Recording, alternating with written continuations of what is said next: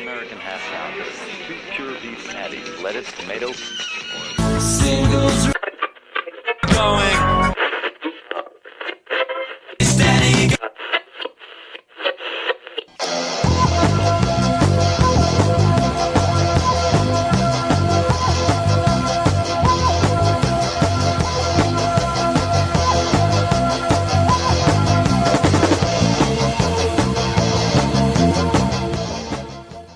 This is Singles Going Steady, the podcast dedicated to exploring great singles with a particular eye to the punk, new wave, and DIY eras of the last century. I'm Adrienne Madoc. And I'm Steve McGowan. We are in a band, The Beef People. We released a single in 1986 on our own label, Sub Records. And we are record collectors and passionate, especially about the expression of pop music perfection that is the single recording. Exploring the mystery of what makes for a great single is what propelled us to begin this podcast. And what episode are we up to now? This is Singles Going Steady 045 and a notoriously cool, weird single. Yeah, and a notorious in other ways backstory for the group. Yes. We're going to be talking about the Runaways and their single from 1976, Cherry Bomb. The Runaways, famously known as one of the first all-girl rock and roll bands. And how did we start our our studies on this one? We started our studies, at least this week we did, by watching the run of a successful Jeopardy champion. Yes. That's the first time we've had to do that to sort of like prepare. You're right. Jackie Fuchs was known as Jackie Fox as the bass player of the Runaways. She was on Jeopardy and she won, I think, 4 days in a row, didn't she? Well, we watched a lot of Jeopardy and I lost track. 4 or 5 anyway. Yeah, several days of Jeopardy, and she's sort of that jack of all trades that you have in Southern California.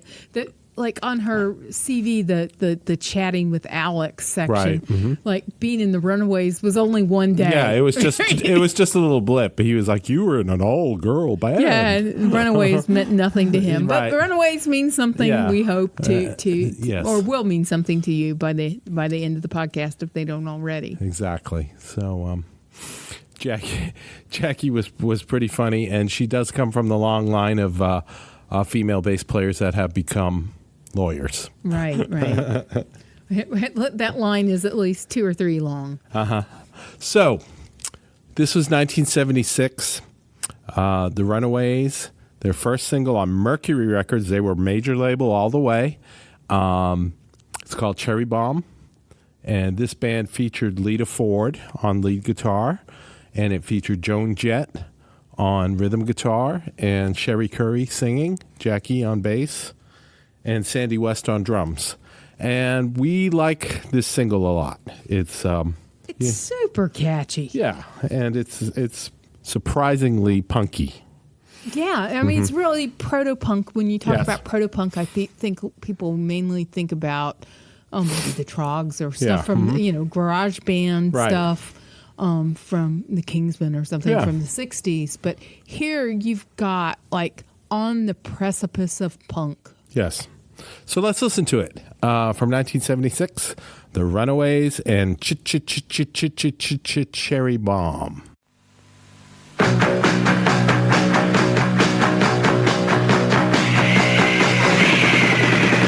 Can't stay at home, can't stay in school. Old folks say you're pulling a fool. Down the street, I'm the girl next door. I'm the box you've been waiting for. Hello, Daddy. Hello, Mom. I'm your Cherry Bomb. Hello, world. I'm your wild girl.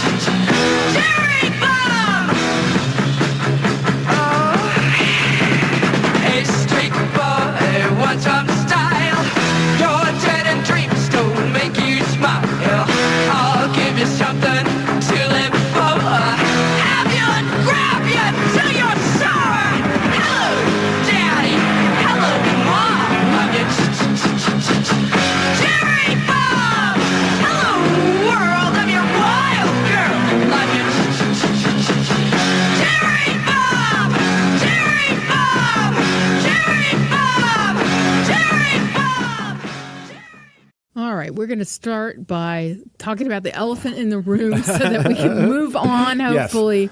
And that is the incredible, horrid exploitation of these young women. Yes. That was behind, their exploitive, abusive, sexual predator manager, Right.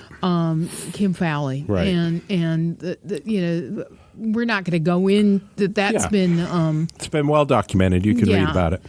But just well, the whole horribly documented. the whole system was lined up against them, and we were discussing about how we thought the record companies wanted to make the Runaways like a Monkees type band. Yeah, that you know? and maybe that's Fowley had the dollar signs in his Right. eyes. He himself was a striver. Right. Had a hit with Alley Oop. He wrote Alley Oop. Yes. in the 60s, and I Right. think I think there's a particular variety of striver, Right. trying to make it one way or another. in More like a entertainment. hustler. Yeah, Yeah. right. Yeah.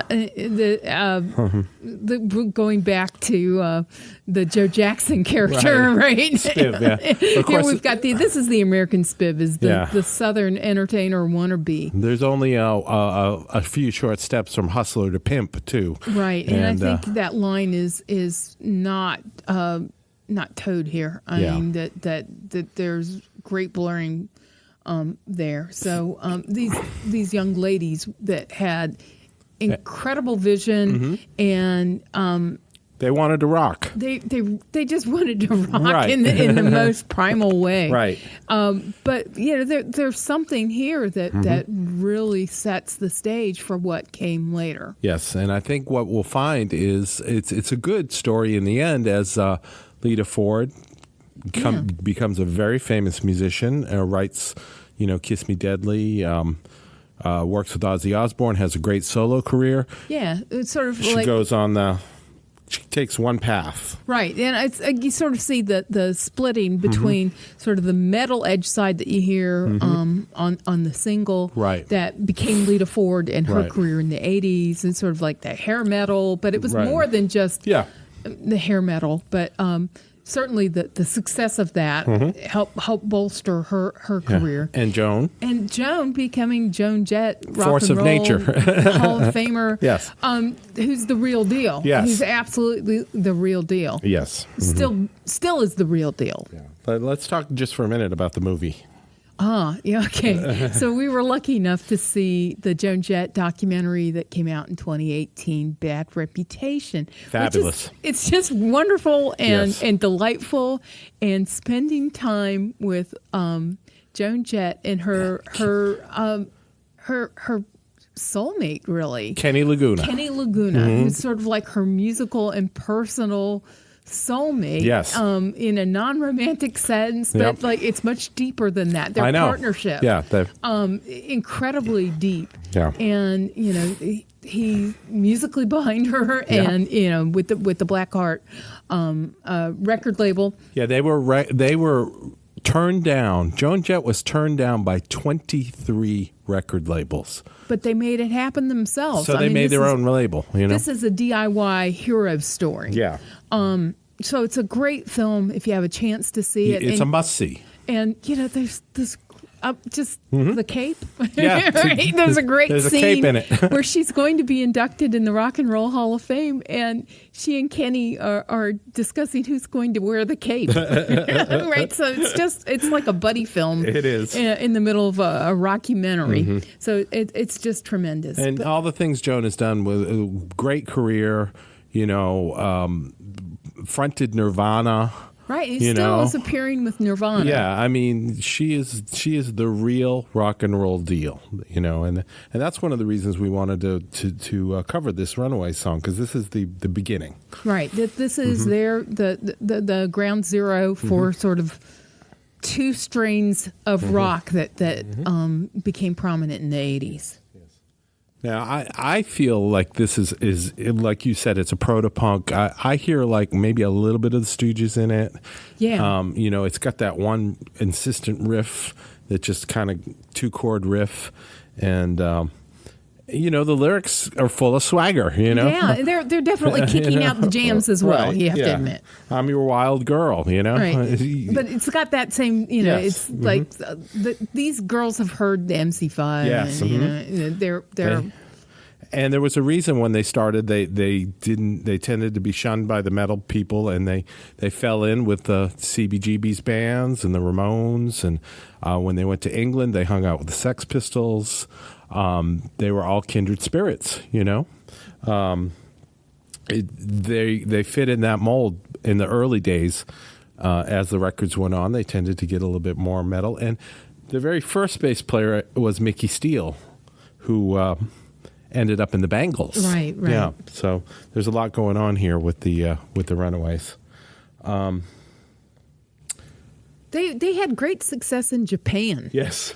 Right, and I don't think just simply because of the exploiting the young girls Right, or that. I mean, right. I think musically that. Yeah. And because they were on the major label, they had several really good tour Right. placements. Yeah. So they had some lucky breaks, sort of in the music business, despite sort of like all the awful behind the scenes. Yeah, things and you that were could going on. just hear all the men in the music industry poo-pooing them, you know. But they soldiered on and they did their thing. Yeah, and I think their sort of musical chops just shone through, and Right. that you can really appreciate the what they're doing. I agree. So this is a song that is really kind of like the mouth of the river sort of thing. You know, it's really coming from the beginning. As we talked about, the two stars going one way or the other, and it's a great song. We love to play it. We're glad that they overcame a lot of the issues. When you watch the Joan Jett movie, you'll be like, "Oh, this is awesome." And do you hear somebody covering this song? You know who I'd like to have cover this would be the iteration of Nirvana that's playing out now. Okay. And instead of Joan singing, Right. I'd like to hear Dave Grohl. Oh, that'd be awesome. So that's my Cherry Bomb cover. Okay. Of course, I would like to hear the Sex Pistols do it. I could And hear. remember the rules for covers Right, here. They can be living, dead, imaginary, or fictional. Right. So there we go. So what's our recommendation today? My recommendation, I'm going to go with the easy one, which is the documentary, the Yes. Bad Reputation documentary. I second that 2018. recommendation. Yep, and it's really fascinating. Iggy Pop's in it singing Alley Oop. I mean, you haven't lived until you've seen Iggy Pop sing Alley Oop. I'm sorry. And I don't know what else you need from an entertainment, Yeah, really. So I the know. rest of it's gravy after Yeah, that. I know. And the Joan and Kenny are just they're a buddy film. You know, They are. It's Yeah. the Abbott and Costello Yeah. for our age. You want I should play the harmonica? It's great. Watch it, then come back and laugh with us. Yes, indeed. I will recommend the Lita Ford wrote a book called Living Like a Runaway. It's her memoir. It's a pretty good book. It discusses her career in fairly good detail. There's a lot of stuff about her marriage to Tony Iommi that's kind of glossed over. There's definitely some holes missing, and there's some things that happen that aren't explained. But just as a story, you know, it's if you're interested in how someone like that can, you know, had to work so hard to make it through, much like Joan, you know, not being, especially in the metal. Yeah, you know, metal's not being taken seriously, you know. Female-friendly business. Yeah, so if that's something that interests you, it's a good read. I would recommend that, and then we'll put links to both of these things on there. So that's the Runaways. Cherry Bomb, number 045, singles going steady. They're big in Japan. Goodbye, Mommy. Goodbye, Daddy. That was Cherry Bomb. All right, we'll talk to you all soon. To learn more about the artists and recordings we just talked about, visit our website at zubrecords.com and click on the Singles Going Steady icon. You'll also find links to the persons, places, and things we recommend, and much more. You can find episodes of Singles Going Steady on our website or wherever you get your favorite podcasts. Singles Going Steady is brought to you by the power and majesty of Zub Records. Zub Records. Smart sounds for sharp people. Today is the